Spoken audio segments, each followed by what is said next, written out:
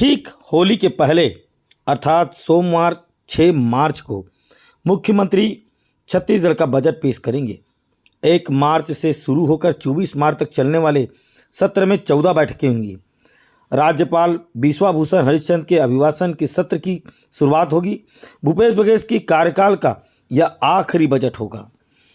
चुनावी साल में पेश होने वाले इस बजट से उम्मीदें लगाई जा रही हैं।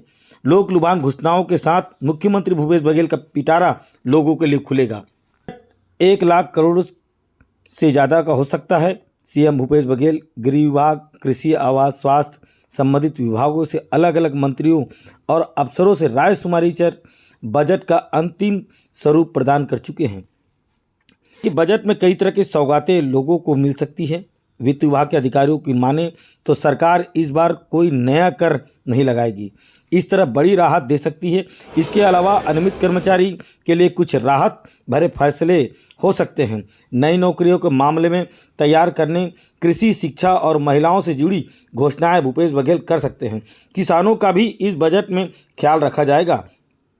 2018 के विधानसभा चुनाव में तख्ता पलट करने के लिए बड़ी भूमिका किसानों की रही है।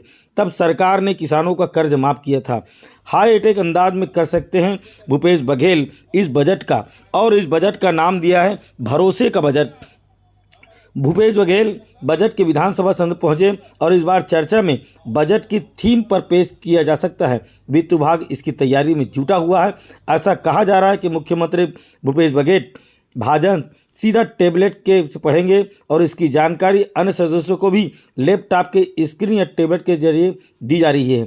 यह प्रयोग छत्तीसगढ़ की विधानसभा में पहली बार किया जा रहा है और भूपेश बघेल जिस तरह से पूरे छत्तीसगढ़ में भेंट और मुलाकात के कार्यक्रम के अंतर्गत जो उन्होंने घोषणाएं की, जो उन्हें पता चला है, क्योंकि ये चुनावी घोषणा है और चुनावी घोषणा में आने वाले समय में छत्तीसगढ़ सरकार के माध्यम से यहाँ पर चुनाव होगा और चुनाव होने के बाद किस तरह की स्थिति बैठेगी, कहाँ पर छत्तीसगढ़ सरकार की कमजोरी, उस कमजोरी को पेश करते हुए इस बजट को भरोसे का बजट कहा गया है।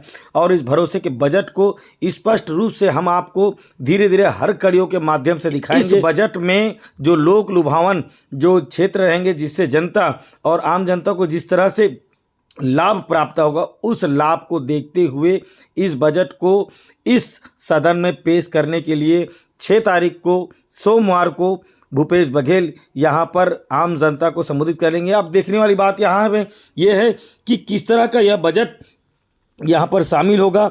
और 1,05,000 करोड़ का बजट पेश किया जाएगा। इसमें समाज के हर वर्गों को ध्यान में रखा गया है और कोशिश यह की गई कि बड़ी घोषणाओं की पेंशन योजना को राहत दी जा सकती है। घोषणाओं के साथ साथ अधिवक्ताओं के मानदेय में वृद्धि और 6 नई तहसील बनाने की भी जो घोषणा हुई थी, उस घोषणा पर किस तरह की राहत देगी, किस तरह से टैक्स पर छूट दी जाएगी, किसानों को किस तरह से राहत दी जाएगी, जो हड़ताल में बैठे हुए हैं उनके लिए क्या होगा। आप देखते रहिए भास्कर दूत। मगर इन सभी रिपोर्ट को आपको सब्सक्राइब करने पर ही प्राप्त जानकारी मिलेगी। भास्कर दूत के साथ राजू सोनी।